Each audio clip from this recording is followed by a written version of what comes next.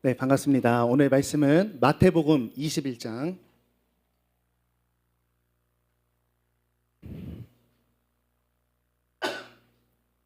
마태복음 21장 1절에서 11절 말씀 함께 나누도록 하겠습니다.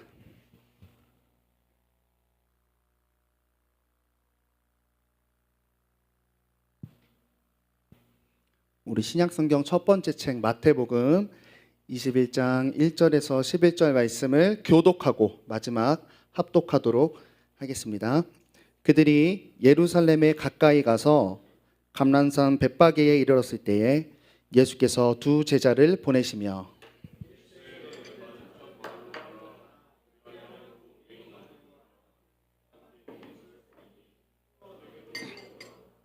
만일 누가 무슨 말을 하거든 주가 쓰시겠다 하라. 그리하면 즉시 보내리라 하시니 시온 딸에게 이르기를 내 왕이 내게 임하나니 그는 겸손하여 나귀 곧 멍에 매는 짐승의 새끼를 탔도다 하라 하였느니라. 나귀와 나귀 새끼를 끌고 와서 자기들의 겉옷을 그 위에 얹음에 예수께서 그 위에 타시니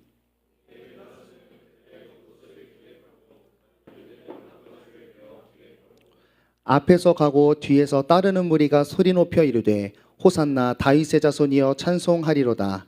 주의 이름으로 오시는 이여 가장 높은 곳에서 호산나 하더라.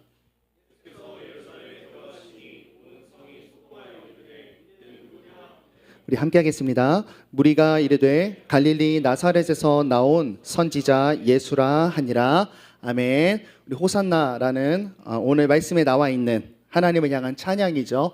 이 제목을 가지고 본문 중심으로 말씀 나누도록 하겠습니다. 여러분, 다음 주가 부활절입니다. 예수님의 부활을 기념하여 하나님께 예배드리는 부활절이고, 그 부활 주일이 있기 한 주 전 이 기간을 고난주간이라고 흔히 이야기하면서 예수님의 고난과 또 예수님의 사역을 묵상하고는 합니다.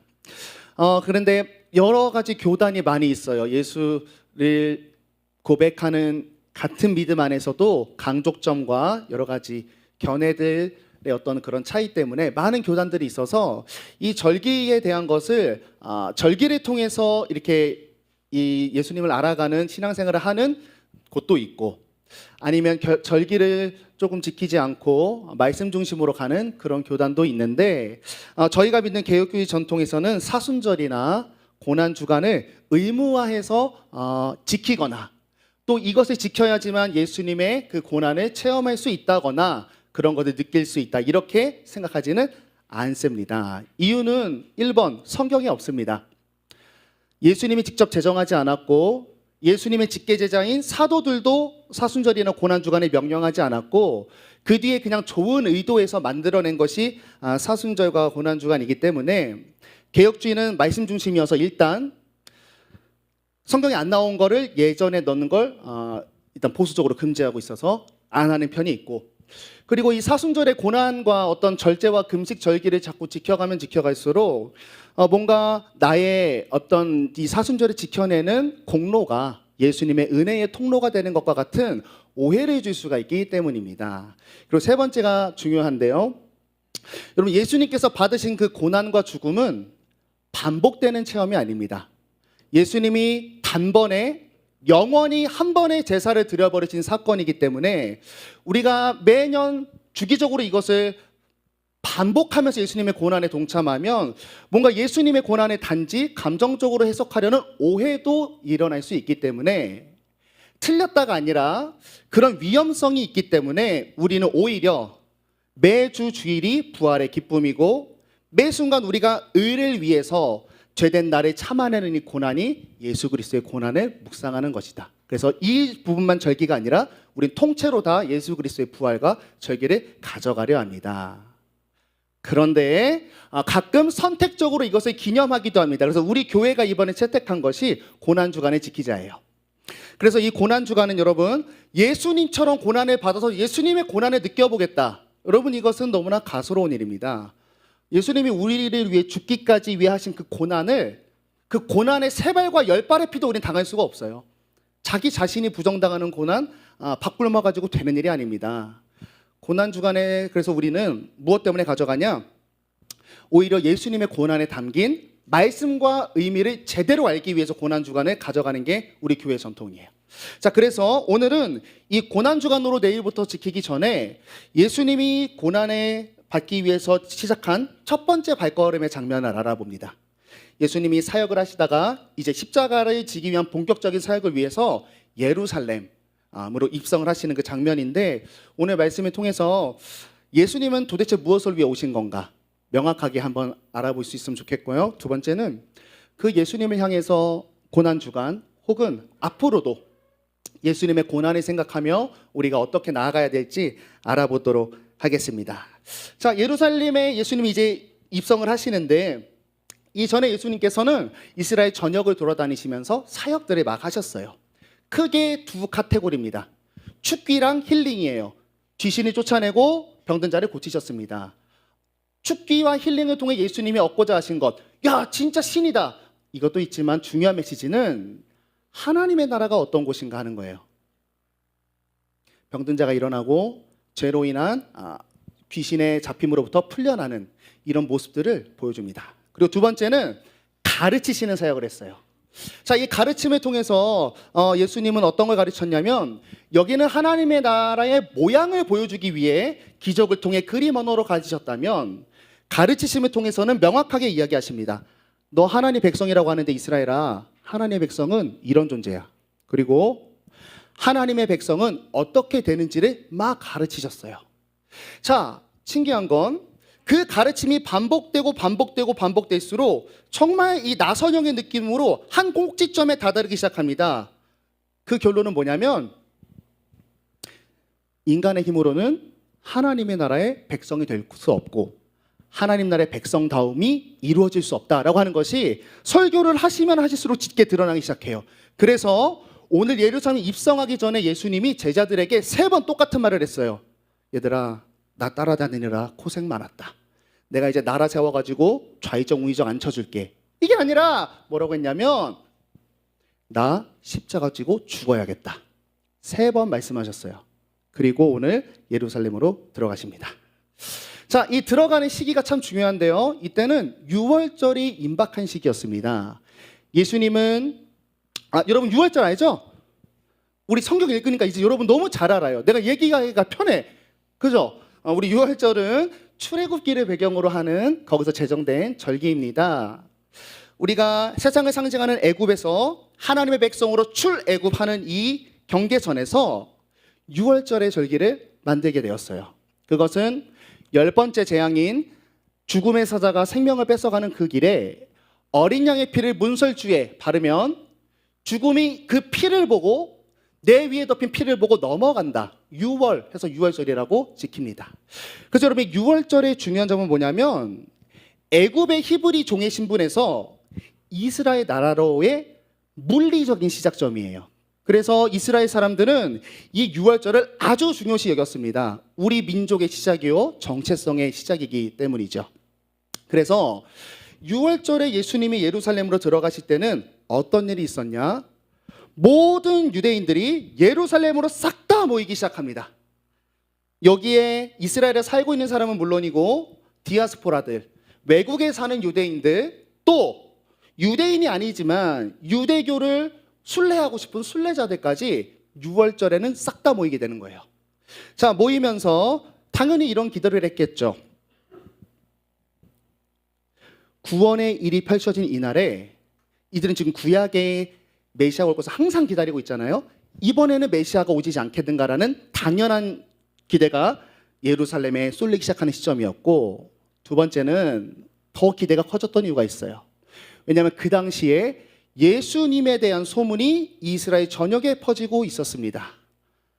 가르치는데 종교 지도자 다 박살내고 병자 살리고, 심지어 이 입성 전에 아주 중요한 석관에 나오는데 죽은 나사로를 부활시킵니다.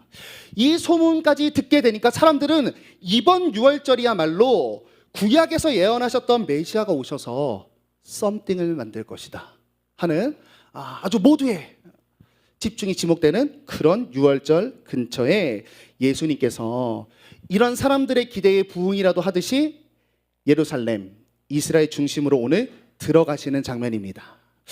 그런데 오늘 설교의 포인트는, 오늘 이야기의 본문의 포인트는 뭐냐면 그 모양새가 굉장히 이상합니다. 왕이 성으로 들어가서 나라를 세워야 되는데 그 모양새가 굉장히 이상합니다. 우리 1절에서 3절 보면 오늘 내용이 너무 많아서 다 할 수 없어요. 큰 덩어리만 다룹니다. 자, 1절에서 3절 보면 뭘 다루고 싶냐면 나귀를 준비하시는 예수님의 모습을 우리는 한번 생각해 볼 수 있어요. 예수님이 나귀 타고 들어갈 수 있대. 들어갈 수 있어요. 뭐 병자도 살리는데 나귀 타고 왕이 못 되겠어요? 근데 그런 의미가 아니라 성경에서 나귀를 타고 들어간 이유를 명확하게 밝혀요. 그 이유가 뭐야? 이겁니다. 이는 선지자를 통하여 하신 말씀을 이루려 함이라 일렀을 때, 그리고 저 5절 말씀은 스가랴 9장 9절의 말씀을 가져옵니다. 구약시대 때 메시아가 올 거래요. 그리고 이렇게 표현했습니다. 올 건데 그는 있잖아, 나귀 타고 나귀 새끼 타고 온다. 이런 예언을 그대로 성취하기 위해서 예수님이 나귀를 탔다라고 이야기하고 있어요. 여러분, 먼저는 우리가 이 장면을 통해서 우리가 예수님을 믿고 예수님께 기대하고 예수님께 뭔가를 기도하는 신앙생활을 하실 때 이것을 잘 기억하시기 바랍니다. 뭐냐면 여러분, 예수님의 오신 것, 그리고 지금까지 하는 수많은 예수님이 독자적으로 한 것 같은 많은 기적들과 가르침들 있잖아요. 그것은 예수님이 우리의 상황에 맞춰서 뭔가를 새롭게 시작한 사역이 아닙니다. 예수님은요, 성부, 성자, 성령 삼위 하나님께서 인간을 구원하기로 서로 합의하신 내용을, 구약부터 끌고 온 그 계획을 말씀대로 이루기 위해서 예수님은 지금 순종하는 모습을 보여주고 있는 거예요. 다시 얘기할게요. 예수님은요, 말씀대로 일하시는 분이에요. 예수님은 말씀에 묶여있나? 뭘 묶여있어? 예수님이 다 하신 말인데. 그런 게 아니라 우리를 위해서 말씀대로 일하세요. 물론 우리가 예수님과 신앙생활 하다 보면 우리의 필요에 맞춰서 예수님이 많은 걸 해주시죠. 위로도 해주시고 도움을 주시고 힘도 주시고 많은 권능을 실제로 베풀기도 하십니다. 그런데 예수님의 이 다양한 많은 이 사역들은 한 가지 계획의 다양한 모양입니다. 그 계획은 창세전부터 구약부터 계시록까지 이어지는 하나의 계획입니다. 죄로 인해 죽음의 향기가 나는 세상에 속해 있어서 너희 너무 고통스러운데 죄로부터 너희를 자유하게 하여 생명의 나라로 이끌어 가겠다. 이 구원 계획을 이루시는 예수님의 다른 언어죠. 여러분, 그래서 우리가 예수님을 신앙할 때 이 부분이 정말 큰 은혜가 됩니다. 이런 이유 때문이에요. 여러분, 어쩌면 하나님은요, 어떤 의미에서 엄밀한 의미에서 여러분, 하나님은 우리를 위해서 사실 일하시는 게 아니죠. 나의 조건과 나의 필요 때문에 하나님은 나에게 맞춰서 일하시는 분은 사실은 아닙니다. 어떤 게 은혜가 되냐면 하나님은 그냥 하나님의 선하신 일을 하세요. 그런데 그 내용이요, 죄된 우리를 향해 있습니다.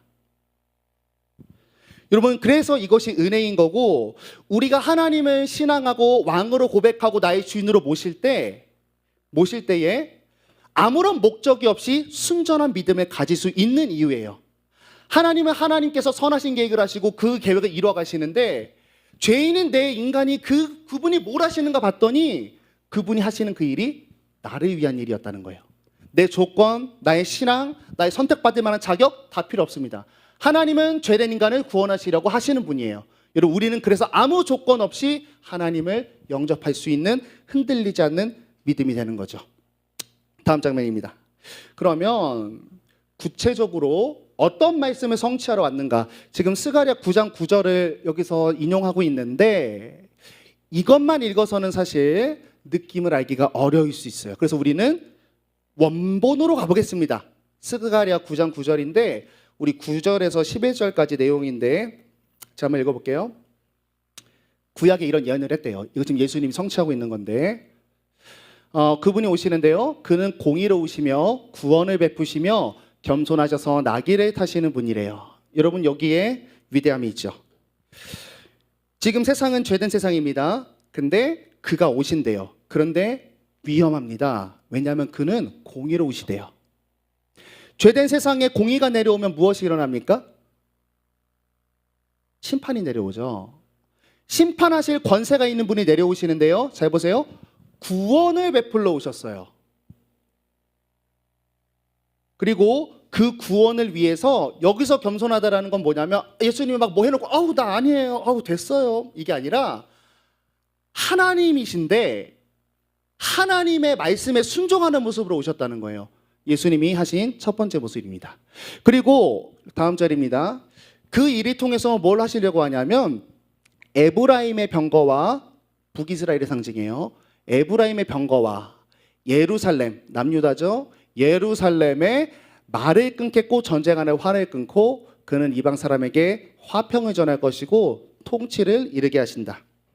무슨 뜻이냐면 예수님이 죄된 세상을 심판자로 오셨지만 구원하려고 하세요. 근데 그 방법이 뭐냐? 첫 번째 이건 아니라는 거예요. 군사적으로 쿠데타를 일으키는 그런 세상의 방법이 아니다. 전쟁과 활을 다 끊어버리신대요. 그 대신 어떤 방법으로 하시냐면 평화로운 방법으로 평화의 왕국을 세우실 거래요. 자, 그 구체적인 내용이 11절입니다. 또 말할진대 내 언약의 피로 말미암아 내가 내 갇힌 자들을 물 없는 구덩이에서 놓았다. 이 언약의 피만 풀면 쉬워집니다. 자, 언약의 피. 갑자기 언약의 피가 왜 나오냐? 저 언약의 피는 사실 어디에서 처음 나왔던 개념이냐면 출애굽 때 홍해를 건너고 광야 뺑뺑이 돌다가 시내산에서 하나님과 정식으로 왕과 백성의 언약 관계를 맺습니다. 그때에 뭘 했냐면 모세가 피를 가지고 백성에게 뿌리며 이르시되 이는 여호와께서 이 모든 말씀에 대하여 너희와 세우신 언약의 피니라. 이스라엘을 자신의 백성으로 삼으신 장면에 이 언약의 피가 사용됐어요. 자, 그러면 다 조합하면 이런 내용이에요. 죄된 세상에 공의로 심판하실 수밖에 없는 하나님이 와서 구원을 하려고 합니다. 근데 이것은 이 세상에서 전쟁을 일으켜서 예수님이 인간 왕이 된 나라를 만들고 죄된 모든 나라를 쓸어버리는 이런 방식이 아니라 평화롭게 하실 거예요. 그런데 그 평화로운 방식이 어떤 방식이라고 나와 있냐면 언약의 피로 구원하는 방법이에요. 근데 이 언약의 피로 구원하는 방법은 뭐냐? 자신의 피를 흘려서 세상을 나의 백성으로 삼는 방법으로 구원하시겠다라고 하는 거죠. 목사님 너무 논리적 비약이 아니니까 그 구약을 왜 신약까지 끌고 오나요? 논리적 비약이 아닌 이유가 있어요. 예수님이 입성하세요. 21장에 지금 26장에 가면 예수님이 잡히시기 전날 밤에 성찬식을 합니다. 그때 예수님께서 이렇게 내가 지금 십자가 죽는 사역을 이렇게 정의하세요. 이것은 죄사함을 얻게 하려고 많은 사람을 위하여 흘리는 바 나의 피 곧 언약의 피니라. 정리합니다. 여러분 예수님이 지금 입성하시는 이 장면은요 우리가 어떤 기대를 가져가야 되냐면 예수님은 세상을 정복하는 군사적 힘의 논리로 또 지금까지 사역하면서 보여줬던 많은 초월적인 권능을 가지고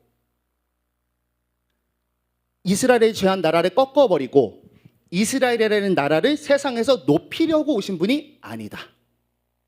아니고 예수님은 창세전부터 선하신 뜻으로 약속하고 계획하신 구원의 말씀에 순종하셔서 우리를 백성 삼으셔서 심판될 수밖에 없는 운명에 생명을 넣으러 오신 게 예수님의 입성입니다. 여러분 이 오늘 성경이 보여주는 정확한 진리를 가지고 내 신앙 상태를 한번 조명할 수 있기를 바랍니다. 여러분 우리가 예수님께 기대해야 될 것은 뭐냐면요 여러 가지 방식으로 우리한테 터치하시죠. 근데 그게 아니라 진짜 예수님이 하고 싶고 성경에서 보여준 한 가지, 예수님이 내려와서 한 실질적인 한 가지, 그것은 하나님의 나라를 만드셔서 하나님의 백성이 되도록 하는 게 하나님의 사역입니다. 여러분 그러므로 성도인 우리가 너 예수 믿고 복 받아라 했을 때 그 진짜 복의 의미는 내 바람을 성취해 주는 권능이 아니라 하나님 나라예요. 하나님 나라.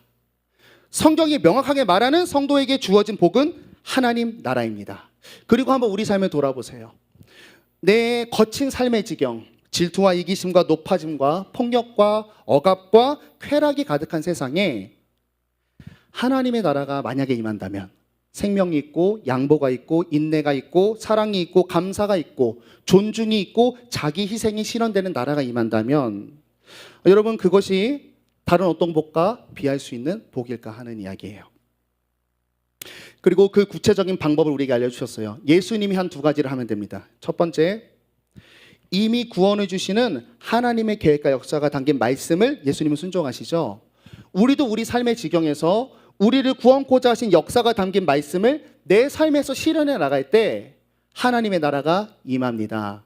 그런데 어떤 애티튜드를 갖고 해야 되냐면 예수님 같은 모습이에요. 예수님은 하나님이신데 권능이 있고 자신의 자아가 있으시겠죠. 하나님과 동등이시기도 하지만, 그런데 예수님은 그 자신을 활동하지 않으시고 자신을 죽여내시고 죽기까지 낮아지시고 복종하셔서 말씀을 성취하셨을 때, 행했을 때 하나님 나라가 임했어요. 우리도 세상에 나아가면 나의 죄된 자아와 성품을 죽여가면서 하나님의 말씀을 건설하기 시작할 때 여러분 하나님의 나라가 임하기 시작합니다. 그리고 여러분 이것이 세상에서 세상이 말하는 스펙을 쌓아서 높아지는 것보다 더 강하다라는 믿음을 우리는 가져갈 수 있는가? 이게 믿어지면 하나님의 나라를 갈망하는 성도가 되는 거죠. 두 번째 장면입니다. 예수님이 이렇게 입성을 하시고, 두 번째는 이런 예수님을 향한 이 대중들의 반응을 한번 살펴보도록 할게요. 자, 7절에서 8절 보시면 이런 일을 했대요. 예수님이 나귀 끌고 오니까 제자들이 겉옷을 벗어서 나귀 위에다 쌓고, 예수님이 타고 들어가시는데 무리들 많은 대다수들이 또 겉옷을 벗어서 예수님이 가실 길에 겉옷으로 싹싹싹 덮어놨어요. 여러분 이건 무슨 뜻이냐면 겉옷을 벗어서 누군가에게 준다라고 하는 이 표현은 구약에도 이런 장면들이 몇 개 있는데요. 누군가를 왕으로 인정하고 절대적으로 그에게 복종하겠다는 의미입니다. 그리고 예수님의 갈 길에 옷을 쫙 깔아놨죠. 정말로 예수님을 왕으로 인정하여 우리 곁에 오시는 것을 이제 고백하는 장면이에요. 자, 그런데 제가 나누고 싶은 것은 예수님을 왕으로 받아들였어요. 너무 좋아요. 그런데 마태복음엔 없는 또 한 가지 행위가 있었어요. 우리는 그래서 오늘을 때론 종려주일이라고 부릅니다. 요한복음에 보면 그렇게 옷을 다 깔아놓고 사람들이 어떤 어떤 모습을 하면서 있었냐면 종려나무 가지를 흔들면서 예수님을 맞이했습니다. 이것을 해석하는 게 참으로 중요한데요. 여러분 이 종려나무를 흔든다는 게 도대체 무슨 의미인가? 역사가 필요합니다. 그래서 역사 드라마를 해야 돼요. 자, 구약이 있고 여기 잠깐 건너뛰고 신약이 있어요. 하나님이 침묵하시던 약 400년으로 불려지는 신약 구약의 중간계가 있습니다. 이때 무슨 일이 있었는지 30초 안에 설명할게요. 이제 바벨론에 의해서 남유다 멸망된 다음에 패권이 바뀌기 시작해요. 헬라가 패권을 잡은 시기였어요. 헬라는 여러분이 잘 아시는 알렉산더 대왕이 유명한 그 나라입니다. 헬라가 이제 다 지배하면서 헬레니즘이라고 자신들의 문화를 전파하기 시작하는데, 알렉산더가 죽고 이제 여러 왕조가 이 나라들을 나누어서 구역을 다스리게 돼요. 그 중에 셀류코스 왕조가 이 이스라엘 유대 지역을 다스리는 왕조였는데, 중요한 건 셀류코스가 아니라 우리에게 중요한 건 그들이 아주 극단적인 헬레니즘 정책을 피웠어요. 율법을 못 지키게 했고, 할례 금지시켰고, 안식일 금지시켰고, 또 한 지도자는 예루살렘 성전을 점령해서 완전히 더럽혀 버렸습니다. 중요한 거, 그때 유다 마카비라는 사람이 지도자가 되어서 군사적으로 예루살렘을 탄환했어요. 그리고 이 아름다운 승리를 기념할 때 사람들이 종려나무를 들고 환영을 했습니다. 우린 이 사건을 마카비 혁명이라고 하고, 그때 종려나무를 흔든 이 사건을 이스라엘은 너무나 영광스럽게 기억하면서 종려나무는 승리와 해방과 정치적, 군사적 독립을 상징하는 유대인의 민족적인 상징이 되었어요. 자, 화면을 전환할게요. 예루살렘이 입성합니다. 입성하는데 사람들이 호산나라고 부르면서 종려나무를 흔들고 있습니다. 왕이요, 종려나무를 흔들고 있어요. 여러분 이 친구들의 마음은 어떤 기대가 있는 것일까 하는 거죠. 정확합니다. 제2의 마카비가 등장해서 그때는 헬라의 지배 아래에 있었지만 지금은 로마의 지배 아래에 있죠. 이것을 정치적 군사적인 반란을 통해 쿠데타를 일으켜 저들로부터 승리하여 우리나라를 독립시키겠다라고 하는 바람이 예수님을 왕이라 부르면서 있었던 거죠. 여러분, 우린 여기서 이들이 지금 실제 뭐 하고 있는지 기억하는 게 너무 중요합니다. 예수님을 왕이라 불렀습니다. 복종할게요. 당신이 하는 대로 할게요 라고 하는 것이 사실 왕일지인데, 왕이라고 부르면서 자신들이 원하는 분이 되기를 기대하고 바라고 있습니다. 여러분, 호산나의 뜻은 이제 구원하소서, 지금 당장 이제는 구원해 주소서라는 아름다운 찬양인데요, 이들의 이 찬양 뒤에는 이런 괄호치는 생각이 숨어 있었습니다. 왕이여 이제 구원하세요. 단 내가 바라고 기다렸던 방식으로 말이죠. 여러분, 우리도 신앙생활할 때 예수님을 향한 우리의 기대는 무엇일까? 이 말씀을 통해 조명해 볼 수 있기를 바라요. 이스라엘은 지금 하늘에서 예수님께서 예루살렘으로 오셨습니다. 이스라엘에게 오신 거예요. 이스라엘에게 찾아오신 예수님에 대해서 이런 호산나를 불렀습니다. 우리도 마찬가지죠. 성령님께서 우리 마음을 여시고 우리에게 내주 역사하셨습니다. 예수님께서 찾아오셨어요. 그리고 우리는 이런 고백을 배워서 또 남들이 해서 성경을 읽어서 하고 있습니다. 나의 왕이시요 그리스도시요 주인이십니다. 이들과 같이 호산나를 외치고 있습니다. 그런데 괄호치고 있는 그 마음속에는 혹시 이들과 같지 않은 생각이 있지 않은가 하는 거죠. 청구서를 처리해 주십시오. 평화를 주시고 병을 낫게 해주시고 재정을 주세요. 기쁨을 주세요. 감사를 주세요 라는 내가 정해놓은 방식으로 하나님 나를 구원해 주세요라고 하는 기대가 있지 않냐 하는 거예요. 그러나 제가 방금 말한 뭐 감사든지 뭐 재정이든지 질병이라든지 이거는 사실 하나님께 구할 만한 것이죠. 죄도 아니고 사실 우리가 충분히 구해볼 수 있음직합니다. 그런데 문제는 뭐냐면 그렇게 왕이라고 불러서 내가 원하는 니즈를 달라고 말하는 것까지는 좋은데 내 뜻대로 예수님이 모양하지 않으면 떠나고 반란합니다. 그게 오늘 이스라엘이 보여주는 장면이에요. 호산나를 부르던 이들이 약 일주일도 채 되지 않은 채 예수님께 호산나라고 했던 이들이 예수를 십자가에 못 박으라고 얘기했습니다. 내 모양대로 내가 왕이라 불렀던 그 사람이 말을 듣지 않았거든요. 여러분, 우리가 예수님께 뭔가를 구하고 예수님과 신앙생활할 때 여러분 그분이 왕이라고 말만 하지 말고 그분이 진짜 왕이라고 한번 생각해 보세요. 여러분, 왕은 동사무소 민원 창구가 아닙니다. 그죠?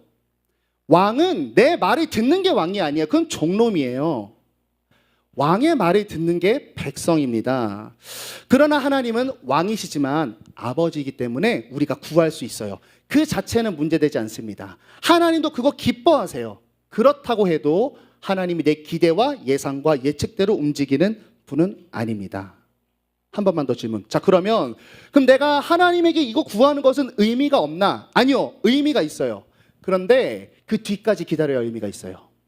내 마음대로 안 해줘서 떠나고 핍박하고 하나님을 거절하는 게 아니라 내 마음대로 하지 않는 하나님께 조금 어긋난 걸 구했을 때 하나님이 반드시 응답하시는데요, 하나님의 방식으로 응답하세요. 그래서 우리 기도의 응답에는 기다리라는 뜻도 있을 수 있고 거절하라는 뜻도 있을 수 있습니다. 그 이유까지만 들으세요. 왜 그러시냐? 하나님은 왕이시기도 하지만 사랑의 아버지이기 때문에 좋은 걸 줘야 돼서 그래요. 여러분, 우리가 이런 연약함을 고백할 수 있다면 예수님을 진짜 왕으로 모실 수 있습니다. 이런 고백이에요. 요한복음에 보면 한 사건이 나와요. 38년 된 병자 사건 아시나요? 다른 중요한 타이틀로는 베데스다 연못의 사건을 아시나요? 이런 일이 있었대요. 이스라엘 병자가 너무 많았는데 베데스다라 불리는 연못이 있어요. 이 연못이 가끔 펄렁펄렁한데요. 근데 그것은 하늘의 천사가 내려와서 거기서 놀고 있대요. 그래서 이런 전승이 있어서 물이 펄럭일 때 거기에 넘버원으로 입성하는 자는 치료를 받는다라고 하는 전설을 가진 그런 베데스다라는 장소가 있었습니다. 많은 사람들이 노숙자, 냄새나는 사람, 막 구원받고 싶은 사람이 다 이 베데스다 연못 한데 모여서 저 물이 흔들리기만을 기다리고 있는 상태예요. 근데 거기에 38년 된 병자가 있는데 움직일 수 없는 병자가 있습니다. 여러분, 이 병자에게 소망이 있을까요? 없죠. 근데 이 사건에서 아주 우리에게 보여주는 아름다운 통찰이 있어요. 자, 예수님이 그 38년 된 병자를 찾아가서 정확히 이렇게 이야기합니다. 네가 낫고자 하느냐? 그런데 놀라운 건 이 친구의 답변입니다. 뭐라고 답했냐면, 예수님, 저 물이 흔들릴 때 나를 물속에 넣어주는 사람이 없어서 내가 나올 수가 없습니다. 예수님이 대답했습니다. 일어나 걸어가라. 나았습니다. 제가 물어볼게요. 이 병자는 지금 자기 기도 응답 받은 건가요? 네가 낫고자 하니? 아, 예수님, 물이 흔들릴 때 들어갈 수 있게 해주는 사람이 없어요. 나 좀 도와주세요. 일어나 걸어가라. 기도 응답 받은 건가요? 우리는 그러나 이 병자의 요청대로 하나님 해주시는 것을 기도의 응답이라고 합니다. 우리는 기도의 응답이 되지 않았지만 하나님 때문에 구원받았습니다. 여기에 엄청난 진리가 있는 거예요. 여러분, 이 현실을 받아들여야 됩니다. 우리가 하나님과 신앙생활할 때 또 하나님만이 왜 구원자시냐면 그분은 우리를 구원하려고 하고 이 고백이 있어야 돼. 나는 죄인이어서 지금 내 상태와 나를 둘러싼 이 여건에서 어떻게 해야 구원받는지를 모른다라고 하는 어린아이와 같은 마음이 있어야 된다는 거예요. 그래야 하나님을 왕으로 모셔서 신실한 신앙생활을 할 수가 있습니다. 내가 무언가를 바랄 수 있습니다. 이야기할 수 있어요. 근데 그것이 나에게 최선이 아닐 수 충분히 있습니다. 우리 신앙생활의 가장 기초적 베이스입니다. 죄된 세상에서, 죄로 오염된 세상에서의 구원은 하나님만이 그 방법을 아시고 하나님만이 그것을 하실 수 있습니다. 이 고백이에요. 예수님이 천국이 가까이 왔어. 회개하라, 천국이 가까이 왔다. 여기서 회개가 이거 인정하라는 거예요. 내 힘으로 인생을 경영해서 생명을 낳을 수 없고 하나님은 아시니까 회개해서 예수께 도움을 구하라고 하는 거예요. 예수님 병 치료받은 사람 다 이것밖에 안 했습니다. 아무것도 할 줄 몰라요. 할 수 있는 거 소리 지르는 것밖에 없어요. 하나님 구원해 주세요. 이겁니다. 이게 돼야 신앙생활이 시작되게 되는 거예요. 만약에 여기서 예수님이 이 병자대로 소원을 들어줬다고 생각해 보세요. 이 친구는 구원이 이루어졌을까요? 먼저 병자는 이런 사고방식 갖고 살아가게 됩니다. 역시 1등만 구원받는 겁니다. 자신만을 위하는 극한 이기심에 더욱더 빠져서 걸어다닐 수 있었는지는 모르겠지만 내게 생명을 준 건 이기심이죠. 이기적으로 인생을 살아가며 또 다른 이기심에 묻혀 죽을 겁니다. 그리고 베데스다를 보세요. 진짜로 물 흔들릴 때 1등으로 들어가면 낫는구나. 여러분, 그 장소는 과연 천국과 구원의 장소가 될 수 있을까요? 우리가 경험하고 있는 취업 전선과 그렇게 많이 다르지 않습니다. 하나님의 구원은요, 우리가 상상한 것보다 훨씬 더 철저하게, 훨씬 더 깊은 차원에서 일하고 계신다는 왕의 절대 주권에 대한 겸손과 인정이 우리 성도에게 필요하다. 이것이 호산나가 주는 우리에게 첫 번째 교훈입니다. 그렇기 때문에 예수님도 지금 호산나로 자기를 마주하는 이들에게 이 뒤에 이제 고난주간 묵상을 하다 보면 예수님은 그들에게 응답하시는데 그들의 마음대로 응답하지 않았어요. 이들은 이스라엘이 승리할 거야라는 예언을 말하는 예언자를 기대했는데요. 예수님은 예루살렘의 심판에 가서 얘기하고 있습니다. 호산나 들어가서 가장 먼저 한 거, 성전 가서 성전 뒤집어 엎습니다. 이들은 정치 군사적 왕을 원했지만 예수님은 왕자가 아닌 십자가에 달려 돌아가셨습니다. 이들은 로마에서의 구원을 받았지만 그래서 예수님은 죄와 악의 뿌리로부터의 구원을 그들에게 주시죠. 만약 그들의 뜻대로 쿠데타를 일으켜서 로마를 정복했다면 someday 나중에는 또 누군가에게 정복되지 않을까요? 그것이 정말 구원일까요? 힘으로 이긴 이 질서로 내가 잠깐 얻은 이 힘이 이 땅의 전체를 샬롬으로 만들 수 있을까요? 결코 그렇지 않아요. 그렇게 응답하실 수 없습니다. 그래서 예수님이 다르게 응답하시죠. 우리의 예수님을 향한 호산나의 내용을 살펴보길 바랍니다. 내가 간구하는 나를 구원하는 내용과 방향과 방법은 정말로 내가 죄된 세상에서 생명을 누리는 최선의 방법일까 한번 의심을 해보세요. 또 혹은 그것이 성취됐을 때 그것이 나를 더 죄된 곳과 세상의 질서로 이끌어가게 하진 않을까 한번 또 점검해 보세요. 또 그것을 얻어서 나는 잠깐 편해질지라도 동시에 내 주의가 썩은 주의로 인해 내가 다시 같이 멸망하진 않을까 하는 일입니다. 여러분, 결론입니다. 여러분, 그래서 우리의 호산나는 어때야 하는가? 주여 지금 나를 구원해 주시옵소서. 하나님을 왕으로 모십니다 라는 것이 호산나인데 진짜 왕으로 모시는 호산나는 뭐냐면 하나님이 답을 아니까 하나님이 전적으로 아예 통치해 달라는 의미에서 왕이고 그 하나님의 말씀에 온전히 순종하겠다라고 하는 것이 우리의 진짜 호산나의 고백이 되어야 됩니다. 여러분, 이제 우리는 한 주 동안 이 일을 위한 예수님의 고난을 하나하나 상고하면서 매일을 걸어가게 될 거예요. 여러분, 고난주간에 대한 오해를 풀면서 우리가 결단하기 원하는데요. 아까 얘기했지만 여러분, 고난주간은 내 몸에 고통을 행해서 예수님의 고통을 느껴본다. 여러분, 그 마음이 진짜 진심이라면 그런 식으로도 은혜를 느낄 수 있을 것 같아요. 근데 여러분, 어쩌면 그건 예수님의 고통을 단지 내가 느끼는 그 정도로 치환할 위험성이 굉장히 큽니다. 여러분, 고난주간이라고 게임을 안 하고 놀기를 안 하고 밥을 굶습니다. 그러면서 간헐적 단식을 시도해보고 도파민 디톡스를 시도해보는 나의 의도가 있지는 않은가 하는 거죠. 여러분, 그거는 예수님한테 좋은 게 아니라 그냥 나한테 좋은 거 아니에요?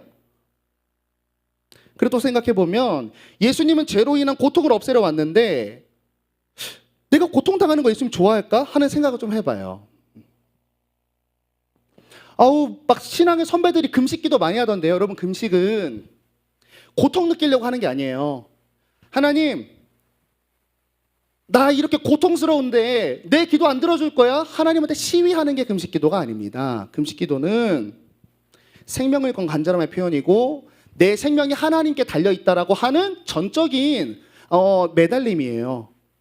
고통을 주니까 야, 네가 고통을 받으면서도 나를 왕이라고 얘기해? 이 자식 좀 된 사람이네. 내가 너 고쳐줄게. 이게 금식이 아닙니다. 여러분, 우리는 어떤 고난주간이 돼야 되냐면 고통주간이 되면 안 돼요. 나의 고난이 되면 안 됩니다.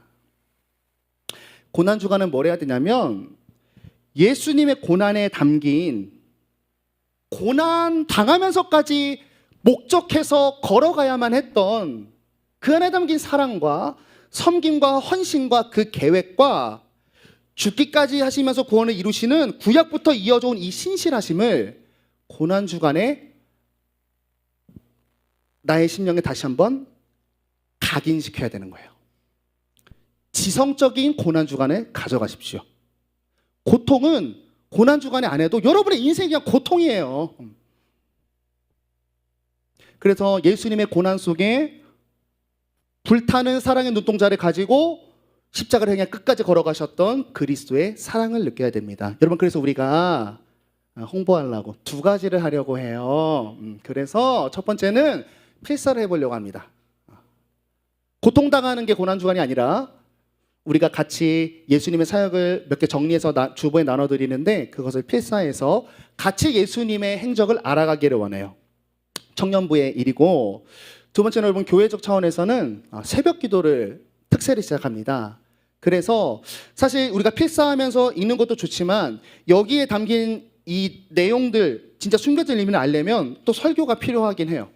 그래서 여러분, 혹시 고통의 고난주간 받고 싶으면 아침에 일어나는 고통만 느끼세요. 일어나셔서 새벽기도로 같이 하면서 예수님을 알아가는 그런 고난주간이 되기를 바랍니다. 그래서 우리가 이 고난주간이 지난 이후에는 나의 욕망을 위한 세상의 호산나를 부르는 성도가 되지 마시고 하나님이 왕이 되시는 것만이 나의 소망입니다. 겸손과 순종이 결단된 성도의 호산나를 부르는 우리가 될 수 있기를 바랍니다. 그 구체적인 방법은 우리가 죄된 세상 속에서 이거를 구하며 살라는 거예요. 하나님의 나라가 임하여 주시옵소서. 나의 이 형편에 하나님의 뜻을 알려주시고 하나님의 뜻이 이루어지기를 원합니다. 내 삶에서 세상과 다른 구별된 하나님의 나라가 임하길 원합니다. 이것은 너무나 공교롭게도 주기도문의 처음 3가지 문장입니다. 이름이 거룩히 여김 받으시옵시고 나라가 임하시옵시고 뜻이 하늘에서 이루어진 것 같이 땅에서도 이루어지리다. 하나님을 향해 성도가 바르게 구해야 할 소망해야 될 기도 제목 내용입니다. 이것을 구하시고 구하는 이유는 하나님만이 답을 알고 하나님의 나라가 답이기 때문이에요. 기도할 때 이렇게 하고 적극적으로 우리 삶에서 뭘 해나가야 하느냐? 죄된 세상을 보면서 불만을 품고 죄된 세상이기 때문에 도망가지 말고 이딴 세상에서는 교회는 뭐하냐? 건방지지 말고 예수님처럼 한번 해보세요. 나의 죄된 성정을 다 죽이고 말씀으로 나의 삶의 지경을 써내려가는 겁니다. 그리고 그 세상을 어렵겠지만 이것 좀 구해서 해보세요. 나를 힘들게 하는 그 사람과 그 세상과 상황을 긍휼히 여기시는 마음을 구하세요. 그래서 말씀을 써내려가기 시작하면 하나님의 나라가 반드시 임합니다. 왜냐하면 지금 예수님이 말씀에 순종했을 때 하나님의 나라 시작됐죠. 그 예수님이 우리를 몸된 교회로 삼았어요. 우리는 예수 그리스도와 동행합니다. 우리가 똑같이 예수님과 나의 죄성을 죽이고 말씀을 실현하면 반드시 하나님의 나라가 세워집니다. 나 때문이 아니라 내 안에 예수가 사시기 때문입니다. 그래서 여러분 이런 귀한 성도의 호산나를 찬양하는 기쁨과 성도의 호산나를 경험하는 우리 청년들 될 수 있기를 예수님의 이름으로 축복합니다. 우리 찬양하겠습니다.